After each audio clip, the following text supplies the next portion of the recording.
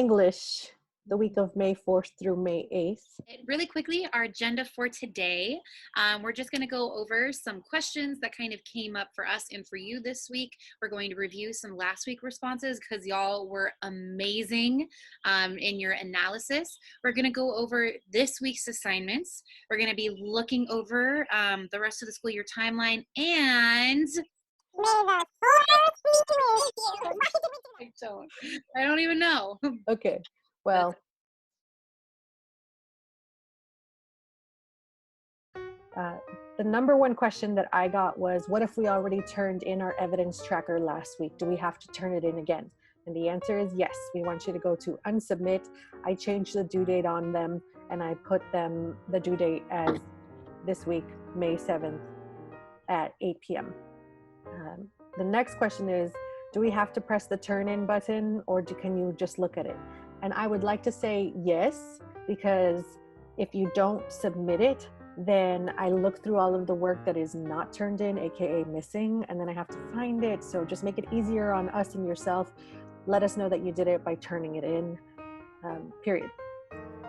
Third question I want to go over is, do I have to link my article in the source column? And the answer is yes, because otherwise you won't know where to refer to when you're writing your thesis statement coming up next week.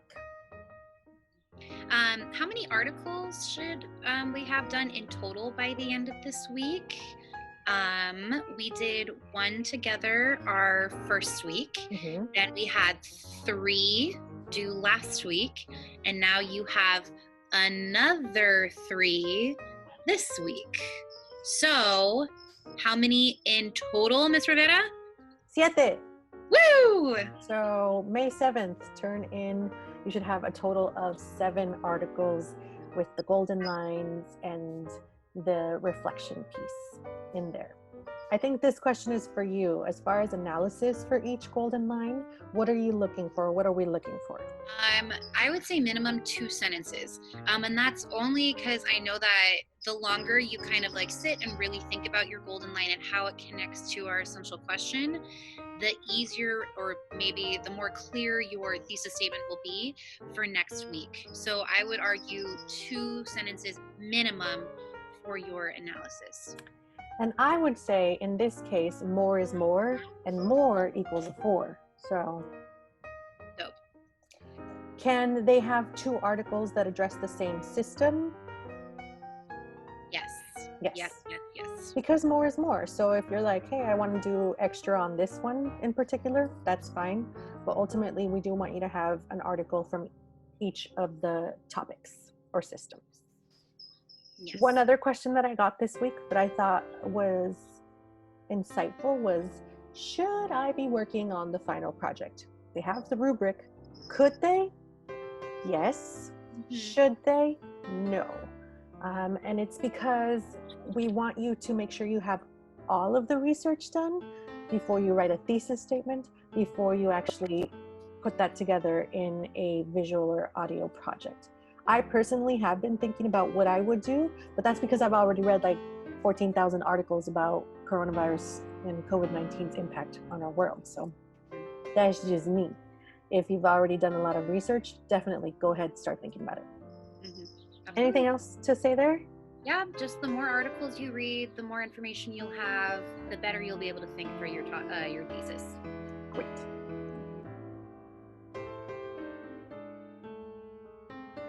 As we stated, the reflections this week were on point.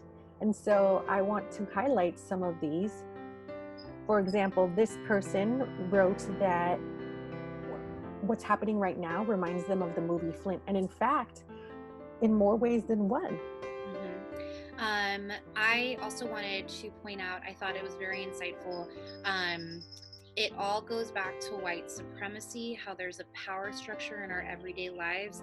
It's really interesting that these systems of oppression that were created, you know, I mean, at the dawn of colonialism, right, and that people are still benefiting from. I thought it was really insightful.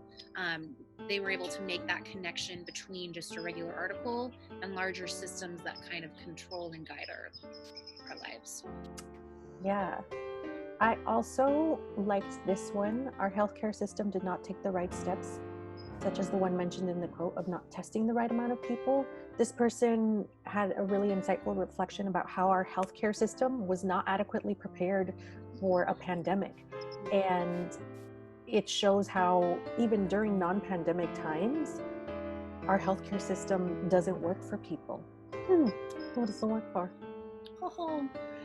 The final quote I wanted to highlight was, "We are throwing out unbelievable amounts of food while we have people in our country and around the world starving."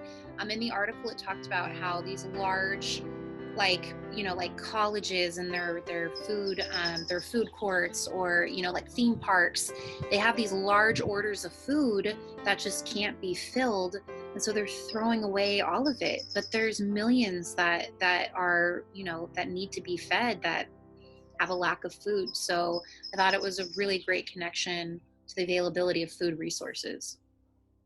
This one here, this quote highlights the people system because it shows how COVID-19 is being used as an excuse for racist people to justify their actions, is on point. I think we see that right now with protesters that are protesting for their right to go get coffee. Yes. And I think remember we were talking, they're protesting how other people should get back to work to make their lives more convenient. Right. Yeah. I also wanted to share this quote here. Somebody read an article about the educational system, but then brought it back to a personal connection, which I think is really key when you're going to be doing the benchmark project. Mm-hmm. To make those personal connections. They wrote, "My teachers know that we have other problems going on at home, so they try to be understanding and considerate with late work or if we do an assignment wrong. And you write, we are being super considerate, and I appreciate you noticing that." Mm-hmm. And so, since it is Teacher Appreciation Week, we are going to do some appreciations for you all, our students. Yeah. First up, I wanted to shout out Daisy, Karime, Shirley, and Karen for their truly insightful reflections this week about different systems. I think some of the quotes that I posted on the earlier slide were from them. I also wanted to give a massive shout out to Denelson, Andy, and especially Christian. It takes a lot for, I think, a student to kind of see teachers as actual humans and people, especially in this age where we can't see you in person, right? So you really are, you reaching out and checking in and, just constantly being sources of positivity and encouragement. It means the world, and thank you so, so much. I also want to shout out this week Carla and Javier, because they always come through with questions. If I don't make things clear, then they communicate that to us. So that makes me a better teacher, and I appreciate them so much for it. Don't ever think that your questions are like gonna annoy me. No. It makes me a better teacher, and I appreciate them. Next shout out for me is Mitzael. I think just reaching out if you have questions, kind of like Ms. Rivera just said, but also really taking the time to sit down with the material, to not just pick the first sentence that you find, and actually really just sitting with an article and really thinking about it. I appreciate you. I see you. Thank you. I next want to appreciate Lisette and Nathaniel for always coming to my office hours, even though all I'm doing is reading an article aloud.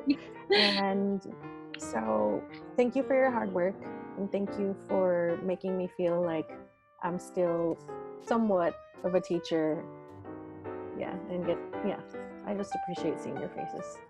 Mm-hmm. A special shout out this week for Jen for your analysis on your evidence trackers. You made connections and articles that challenge me to kind of see these systems differently. And I love when students actually encourage teachers to think differently. So thank you so much, Jen, for your insight this week. Word, ditto that one. And Diego Reveles, you're such a homie. You're the best. I appreciate you, and I appreciate that you care for your friends, and it shows, and keep up the good work. Yay. And final shout outs for me.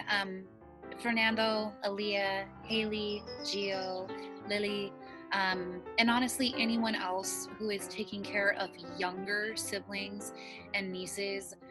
You really have taken on an extra responsibility. You've taken on, honestly, someone or people your age definitely are very rarely asked to do during this time, and y'all are killing it. You're rocking it.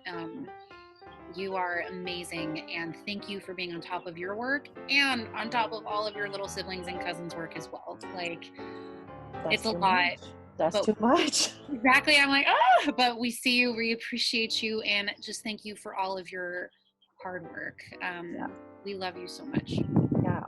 I also, I think we both want to thank everyone. Like, even if you have pristine conditions at home and a quiet study space and your own, Wi-Fi, like, thank you to everyone who has turned in work. It's hard to do work and to stay motivated to do work when you're not in a classroom. And so we appreciate everyone. We love you. Thank you. That's it for Teacher Appreciation Week this week. We'll catch you next week. But first, your assignments for this week for English 10. Sorry, it's not that funny anymore. You still have to do your evidence tracker with 3 more articles with the golden lines with a reflection. And at the end of this week, on Thursday the 7th, you will have a total of 7 articles read. Is that 7? Okay. Yes. 7 articles read with 7 golden lines and reflections. Capiche? Capash. Good. As far as the thesis statement, we're posting 2 videos this week, thesis writing part 1 and 2. It kind of walks you through the structure of forming a thesis in response to an essential question. The thesis statement is not due this week. We repeat, the thesis statement is not due this week. But why are we posting these videos is that as you research, as you keep finding more articles, you are thinking of, okay, what can I include in my thesis statement? So part 2 shows you an example of what a thesis statement could look like for this benchmark. So please watch them, enjoy them, get a little snacky snack, but you will not have anything due thesis statement wise until next week, but start thinking about it now. Your evidence tracker will be due Thursday the 7th at 8 p.m. Don't forget to hit that submit so I don't have to go looking for your evidence and research in the document amongst all the other missings, okay? Thank you so much for listening. We did, before we sign off today, want to go over the rest of the semester. So school is done on June 11th. And to get us there, this is what we're going to do. We're going to have you submit your thesis on Google Classroom and get feedback on your thesis next week, okay? You're going to submit a revised thesis and synthesis on a Google form and submit an idea for a final project, which is going to be on the Google Classroom. So it'll just be like, hey, what's your idea? You're going to have about 2 weeks to work on a final project. We're going to have you turn in your project by June 4th, and then the last week of school, we want you to record a goodbye message to us, either video or vocaroo, because it sucks that we don't get to see your face or hear your voice. So it'll just be like a bye check-in. Yeah. Try not to cry, Okay. They all know I cry. So it's great. Okay. And yes, even though we have our final project due on June 4th, we're stating that late work for English and Green Ambassadors is due June 11th at midnight. Please communicate your needs to us. Yes, please. I know we're willing to be flexible. We're willing to talk through assignments. We're willing to listen to you. Just please, it's that key point of communication. So please communicate needs. We love you. We appreciate you. Let's work together. Well said. And we out. Bye. See ya. Bye. I say stop share screen, and then I say stop recording. This is it now. This is it. Okay, edit. Yes, yes, yes, yes, yes. I'm gonna edit all that out anyway. Okay. I'm gonna start this over. The due date on, you know what? Edit.